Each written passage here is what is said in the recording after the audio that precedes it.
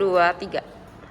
Oke, selamat siang anak-anak. Siang. Oke, terima kasih sudah menyempatkan waktunya untuk hadir ya. Jadi untuk hari ini misalkan melakukan praktik sedikit mengenai bimbingan klasikal dengan topik manajemen waktu belajar. Ya. Nah, sebelumnya perkenalkan, mungkin anak-anak sudah tahu juga nama Miss ya. Nama Miss Dewi, atau nama lengkapnya Ayu Anggraini Puspita Dewi.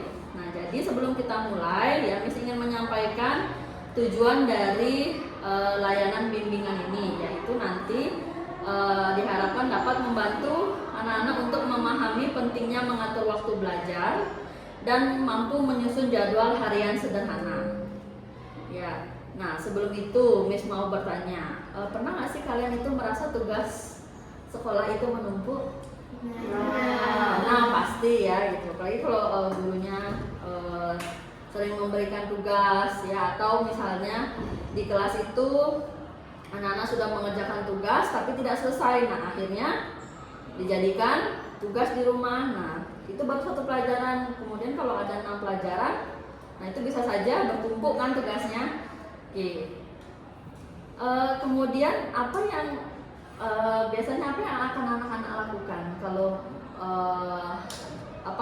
jadwalnya atau tugas-tugasnya itu menumpuk? Mengerjakan. Ya, gimana cara mengerjakannya, kan banyak tuh. Membagi waktu, terus pagi jadwalnya buat bimbel sama mungkin untuk siangnya matematika, sorenya mungkin bahasa depan. Jadi tugas kita jadi tidak terlalu. Berarti membagi waktu ya sesuai dengan misalnya pelajaran, misalnya pagi mengerjakan bahasa Indonesia atau matematika, kemudian siangnya apa, atau siangnya bisa istirahat, sorenya baru mengerjakan lagi, seperti itu. Oke, kalau yang lain gimana? Atau mungkin ada yang punya berbeda? Kalau saya tuh membuat jadwal gitu, jadi membuat jadwal belajar, jadi saya membagi waktu antara belajar dan bahkan juga saya beristirahat. Oke, membuat jadwal belajar, kapan istirahat gitu ya. Betul. Oke ya. Oke, sebenarnya yang sudah anak-anak lakukan itu sudah benar ya gitu. Jadi di sini misalnya ingin membahas sedikit ya. Jadi kalau manajemen waktu ya itu adalah cara mengatur kegiatan harian kita agar bisa dilakukan dengan tepat waktu. Yang manajemen waktu. Jadi bagaimana kalian itu bisa mengatur jadwal kalian sehari-hari gitu, tidak hanya belajar. Misalnya kan kalian tidak hanya belajar nih, misalnya kalian perlu main gitu. Nah, kapan kalian waktunya main, kapan waktunya kalian makan, tidur, atau menjaga adik, atau membantu orang tua gitu. Nah ya itu jadi itu namanya manajemen waktu. Nah, ada yang bisa memberikan contoh nggak satu? Misalnya dari yang lebih spesifik sekarang, misalnya kegiatannya satu hari saja, dari pagi sampai malam, misalnya sampai tidur. Misalnya pagi kan bangun nih ya, pagi bangun, apa yang dilakukan dari jam segini gitu. Nanti maksudnya siapa yang mau coba ya, atau yang biasa yang kan itu sudah kalian lakukan sehari-hari nih. Mir mau coba? Ya gimana Mir? Dari bapas Dari bangun sebelum tidur ya. Anggap aja kita bangunnya jam 7.30 Ya. hari libur. Oke.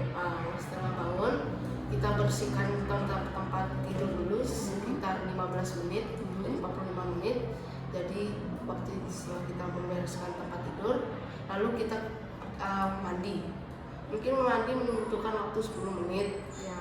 dari sampai jam 8:15. Setelah mandi, pakai baju segala macam, terus mandi, makan, terus makan. Mungkin membutuhkan waktu 20 menit untuk menentukan makan apa yang kita akan memilih makanan, berapa porsi, apakah kita menambah atau tidak. Setelah itu, kalau jika kita selesai makan, mungkin ada waktu free, jadi mungkin bermain sama adik atau membantu membersihkan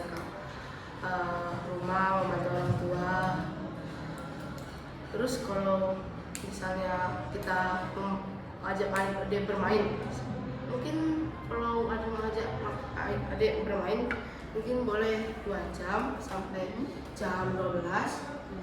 Setelah jam 12 mungkin makan siang dulu bersama keluarga.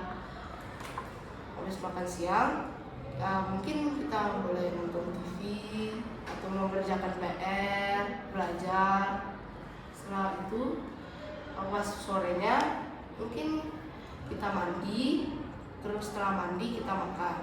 Setelah makan kita belajar, menentukan pelajaran apa yang besok kita lakukan, jadwal apa yang kita lakukan, terus menyiapkan buku, baju.